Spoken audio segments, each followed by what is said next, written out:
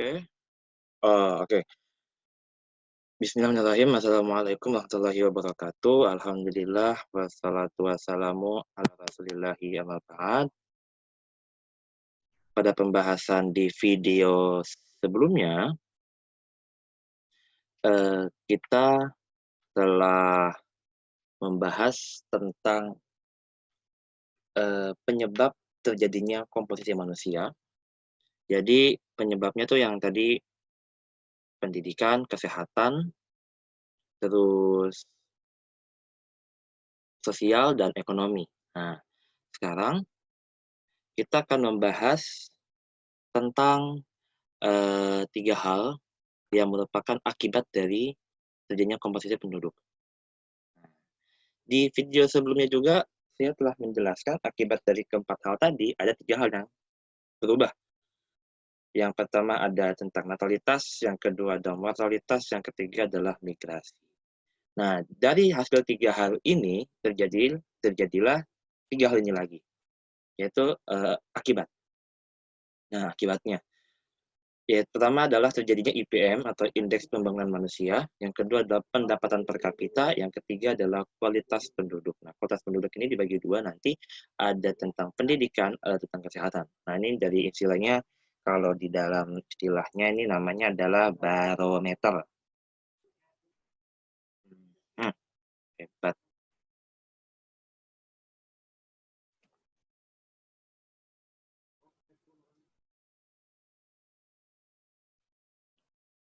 Atau ukuran. Jadi kayak standarnya tuh untuk mengetahui kualitas penduduk itu ada dari pendidikan dan kesehatannya. Oke, sekarang kita akan membahas tentang IPM dulu, ya kan? Nah, ini ada tentang IPM yang dikeluarkan oleh BPS atau Badan Pusat Statistik, bukan BTS ya, beda ke BTS itu yang di Korea sana. Nah, sekarang kita membahas tentang indeks pembangunan manusia. IPM, atau singkatannya adalah IPM, adalah bagaimana penduduk dapat mengakses hasil pembangunan manusia dalam memperoleh pendapatan, kesehatan, pendidikan, dan sebagainya. Jadi, IPM itu adalah standar yang digunakan sebagai barometer untuk mengetahui bagaimana penduduk di suatu wilayah bisa menikmati pembangunan yang dijalankan oleh pemerintah. Jadi pemerintah bikin sekolah, bikin jalan, bikin pasar, bikin sistem ini dan itu. Bagaimana masyarakat dapat menikmatinya sehingga taraf hidup mereka berubah. Yang aslinya, seperti contoh, begini, ini mungkin di zaman dulu ya, mungkin kalian tidak mengalami, mungkin di zaman bapak ibu kalian, pembangunan hanya terpusat di Pulau Jawa, di zaman Pak Harto gitu kan. Lalu kemudian seiring dengan reformasi dan ada istilahnya otonomi daerah, OTDA dan OTSUS ya. Otonomi daerah itu untuk seluruh Indonesia, kecuali Papua dan Aceh yang dia menikmati hak yang disebut otonomi khusus. Nah, indeks pembangunan manusia itu digunakan sebagai bagaimana masyarakat setelah itu bisa menikmati OTDA dan OTSUS yang dijalankan oleh pemerintah. Tentunya kan ada istilahnya perlakuan-perlakuan khusus antar provinsi itu beda gitu kan. Hal itu didasarkan pada IPM ini. Gitu. Oke, sekarang kita bahas tentang asal-usulnya. Jadi IPM diperkenalkan oleh United Nations Development Program dan dipublikasikan secara berkala dalam laporan tahunan Human Development Report atau HDR. IPM ada 3, yaitu umur panjang dan hidup sehat, yang kedua pengetahuan, yang ketiga adalah standar hidup layak. Jadi IPM itu, kita mengetahui IPM dari 3 hal. Pertama dari kesehatan. Kesehatan membawa umur panjang dan hidup sehat, ya kan? Jadi kesehatan, pemerintah bikin fasilitas rumah sakit, pemerintah bikin BPJS, pemerintah bikin ini dan itu, bikin subsidi A, B, C, D, E. Masyarakat dituntut dengan menggunakan program pemerintah tersebut supaya masyarakat hidup sehat yang berakibat pada umur panjang. Nah, kayak gitu pertama. Yang kedua adalah pengetahuan. Jadi pemerintah bikin sekolah, bikin sistem UN, bikin sistem pendidikan 12 tahun, itu adalah supaya masyarakat minimal tidak buta huruf awalnya. Lalu kemudian dengan pendidikan ini diharapkan masyarakat menjadi lebih cerdas sehingga dapat meningkatkan taraf hidup mereka ke depan. Karena kan zaman sekarang kan pendidikan menentukan ke depan gitu kan. Yang S1 aja kadang susah banget cari kerja, apalagi yang cuma lulusan SMP, SMA, SD yang di zaman-zaman kayak gini gitu. Realitanya kan kayak gitu. Nah, supaya eee, penduduk itu tidak, hidupnya istilahnya enak, maka dituntut untuk sekolah lebih lama.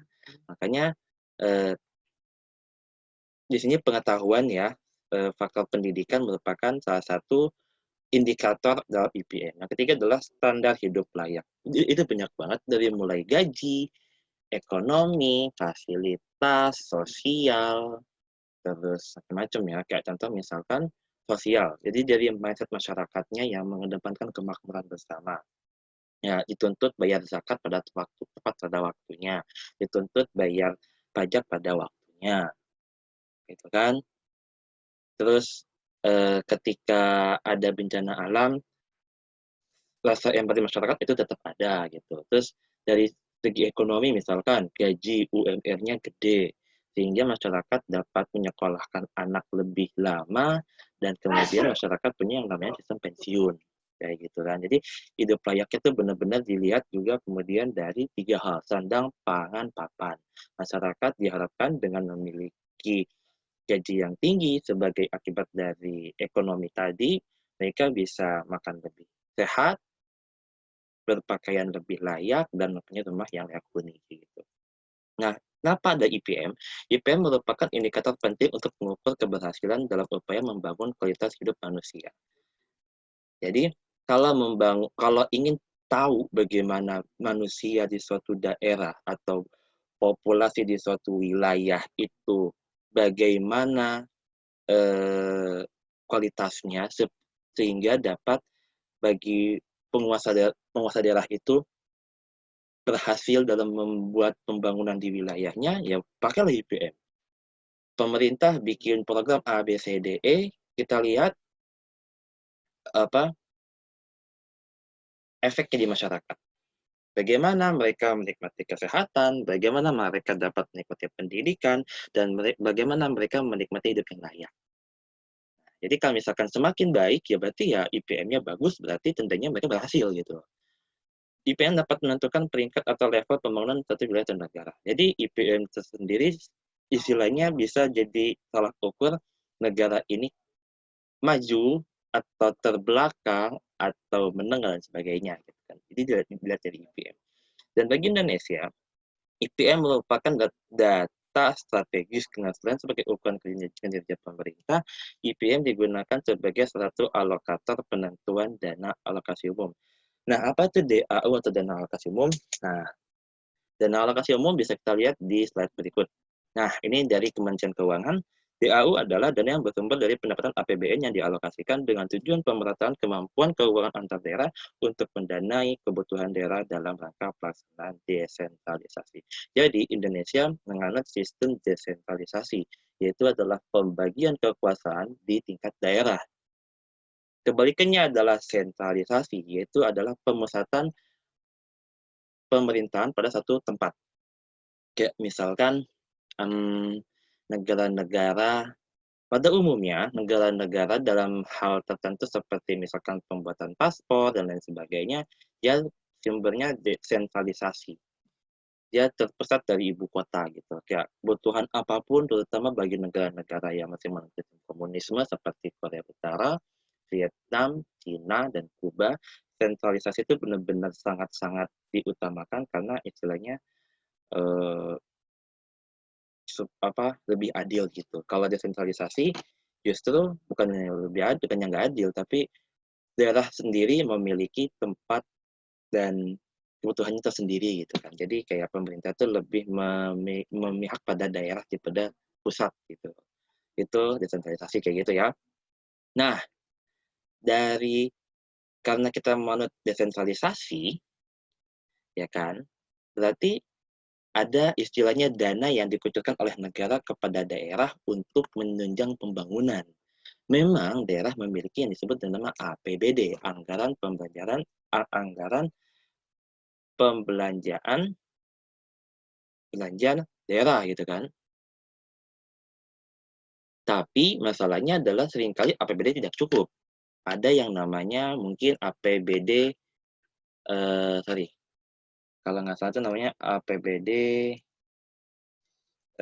yang agak dirubah gitu loh. Jadi misalkan kalau misalkan dapat pajak sekian, terus kemudian APBD-nya itu yang sebelumnya ditetapkan sekian miliar jadi ditambah.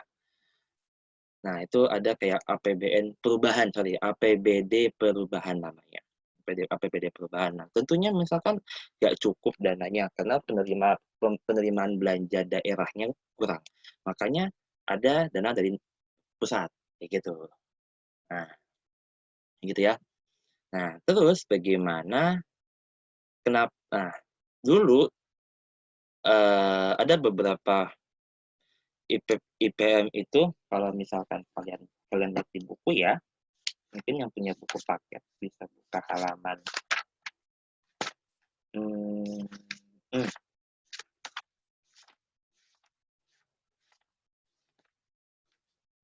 bisa di apa namanya, halaman 296. Itu kan dulu tuh ada angka harapan hidup, angka melek huruf, angka partisipasi kasar, dan produk domestik bruto atau PDB per kapita. Nah, tapi kemudian diubah di Indonesia menjadi 3 karena ya indikatornya ada yang sudah tidak tepat. Seperti contoh angka melek huruf ya, kita kan Indonesia 98% masih sudah bisa membaca dan menulis gitu kan. Jadi angka betul huruf itu udah nggak ada.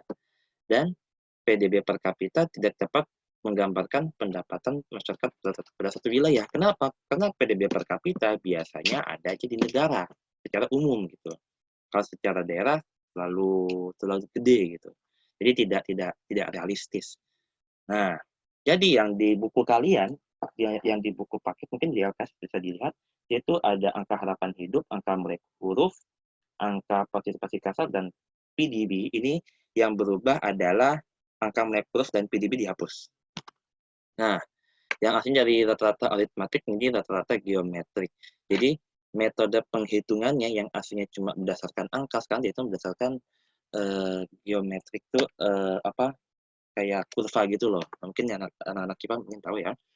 Nah, apa keunggulan IP metode baru? Ya, pertama ya lebih relevan dan lebih realistis. Yang kedua adalah bisa mengendalikan PDB karena pendapatan masyarakat di satu wilayah itu lebih lebih realistis. Misalkan PDB sekian, tapi masyarakatnya cuma bisa dapat sekian, kan itu nggak realistis dong. Kayak ada data yang kurang atau bohong apa gimana, supaya lebih realistis dan to the point ke penduduknya, maka PDB dihapus dengan PNB, pendapatan net, sorry, namanya adalah kayak pendapatan nasional brutonya, bukan bukan PDB. Nah, kayak gitu. Oke, ini mengenai tentang IPM. Terus yang kedua adalah ini pendapatan per kapita. Pendapatan per kapita adalah biasanya pendapatan rata-rata semua penduduk di satu negara. Jadi pendapatan per kapita tuh kayak penduduk Indonesia jumlahnya 2.700.000.000 jiwa. Pendapatannya ketika total sekian miliar misalkan. Nah, itu apa namanya? Dibagi rata. Misalkan ada yang mungkin orang Indonesia yang berpenghasilan sekian puluh miliar, ya, seperti Crazy Rich ASEAN di daerah mana gitu kan, ataupun yang golongan misalkan kayak orang miskin dan sebagainya gitu kan, penerima zakat dan lain sebagainya. Kemudian nanti dibagi rata gitu loh. Jadi kayak pendapatan Indonesia itu dibagi dan jumlah Indonesia. Jadi satu orang Indonesia biasanya dapat duit berapa gitu loh. Nah, pendapatan per kapita ini penting karena sebagai tolak ukur kemakmuran dan tingkat pembangunan sebuah negara. Kayak misalkan ya kalau PDB-nya naik berarti penduduk di satu wilayah atau di satu negara bisa menikmati taraf hidup pembangunan yang lebih baik. Ya, kalau mereka dapat gaji lebih banyak, berarti mereka bisa hidup lebih enak gitu kan. Nah itu ya pemerintah tuh merasa berhasilnya di situ gitu. Tuh kalau pendapatan per kapita. Dan yang ketiga adalah ini, tidak ada, bagus tidak jadi. Jadi kita balik lagi ke sini ya. Nah, kita sudah bahas tentang kualitas penduduk, ada pendidikan dan kesehatan. Jadi barometernya. Jadi kualitas penduduk bisa dianggap ini secara kualitas. Jadi berdasarkan narasi atau berdasarkan keadaan, bukan secara hitung-hitungan ya. Jadi satu hal yang perlu untuk dicermati seperti itu. Nah, sekarang kita akan bahas mengenai tentang kualitas penduduk. Yang punya buku paket bisa buka halaman 288. Kalau yang LKS silahkan buka halaman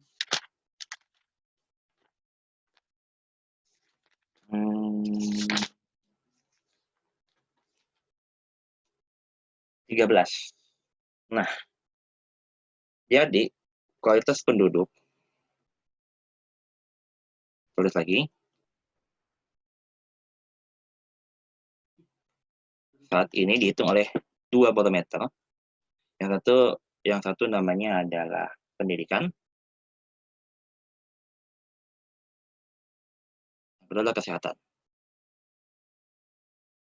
Sekarang kita akan bahas. Nah, supaya jadi kan kualitas penduduk ini kan nanti dari sini kan arahnya adalah peningkatan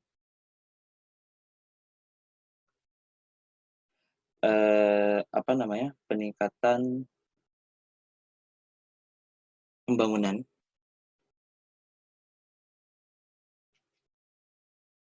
sehingga yang terjadi adalah ya makmur gitu kan.